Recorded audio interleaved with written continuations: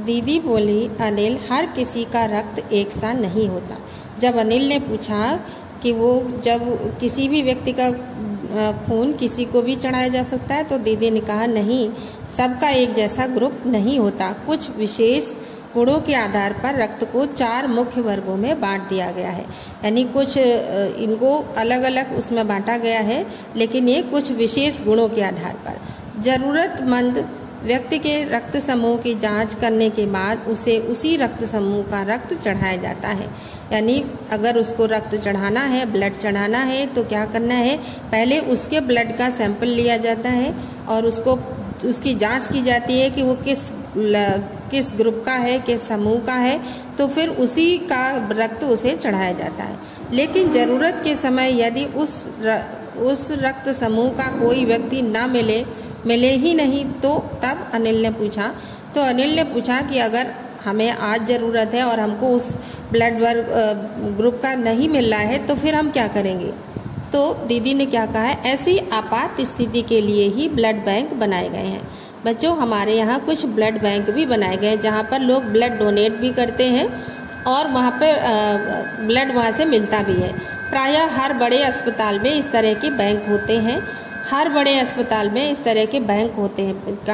कैसे बैंक होते हैं? ब्लड बैंक, जहां सभी प्रकार के रक्त समूह का रक्त तैयार रखा जाता है, जहां पर हर तरह के रक्त समूह का रक्त हमें तैयार मिलता है। किंतु इन ब्लड बैंकों में रक्त का भंडार सुरक्षित रहे, इसके लिए यह आवश्यक है कि हम समय समय पर रक्तदान करते रहें।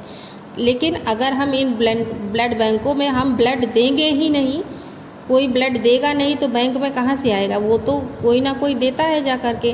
तो बच्चों, क्या होता है कि जब वहाँ पर किसी को ब्लड डोनेट करना होता है, यानी दान करना होता है, रक्तदान करना होता है, तो वहाँ पर जा करके रक्तदान करते हैं और ये दान बहुत बड़ा दान कहा जाता है और उसको सुरक्षित स्टोर करके उसमें दवा वगैरह कुछ डाल के उसको रखा जाता है और जब ज़रूरत पड़ती है तो बदले में ब्लड दिया जाता है। जैसे हमको A+ की ज़रूरत है या A1, तो हमें A+ का ब्लड ग्रुप वहाँ से मिल जाएगा, लेकिन हमें जैसा भी ब्लड वो वापस मिलेगा उसको हम रख देंगे, उसकी जांच करके कि ये इस ब्लड ग्रुप का है, तो जब किसी को ज़रूरत होगी तो वो वाला ब्लड ग्रुप उसको चढ़ा दिया जाएगा। इसलिए क्या है कि हमें समय समय पर रक्तदान करते रहना चाहिए। रक्तदान करने से बहुत अच्छा होता है। जो हमारा गंदा रक्त होता, मतलब पुराना होता है, वो चला जाता है और अच्छा रक्त हमारे शरीर में फिर से बन जाता है। क्या मैं भी रक्तदान कर सकता हूँ? अनिल ने पूछा। तो अनिल ने पूछा, तो क्या मैं भी कर सकता हूँ रक्तदान? नहीं, अभी तुम छोटे हो, यानी छोटे बच्चों का रक्त नहीं लिया जाता, ब्लड नहीं लिया जाता। 18 वर्ष से अधिक उम्र के स्वस्थ व्यक्ति ही रक्तदान कर सकते हैं। यानी रक्तदान करने की एक उम्र होती है, वो क्या है? 18 वर्ष। 18 वर्ष से कम की बच्चों का ब्लड नहीं लिया जा सकता और ना ही वृद्ध का, किसी बूढ़े व्यक्ति का भी रक्त नहीं लिया जाता। तो एक समय में उनसे लगभग 300 मिलीलीटर रक्त ही लिया जाता है। यानी एक समय में 300 मिलीलीटर, यानी छोटी बोतल होती है, उतना ही रक्त लिया जा सकता है। प्रायः यह समझा जाता है कि रक्तदान करने से कमजोरी हो जाएगी और लोगों के मन में ये भ्रम है कि रक्तदान करने से हमारे शरीर में कमजोरी हो जाएगी, किंतु यह विचार बिल्कुल निराधार है। लेकिन यह जो बात है ये बिल्कुल भी गलत है। हमारा शरीर इतना रक्त तो कुछ ही दिनों में बना लेता है और इतना रक्त तो हमारे शरीर में कुछ ही दिनों में बन जाता है। वैसे भी शरीर में लगभग 5 लीटर खून होता है। हमारे शरीर में लगभग 5 लीटर खून होता है।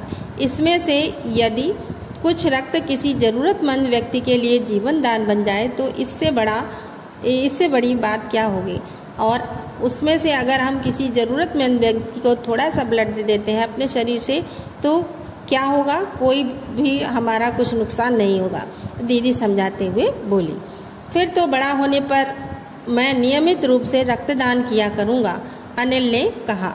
शाबाश अनिल, डॉक्टर दीदी ने अनिल की पीठ ठोकते हुए कहा। पीठ ठोकना ये मुहावरा है, मतलब शाबाशी देते हुए कहा, शाबाश।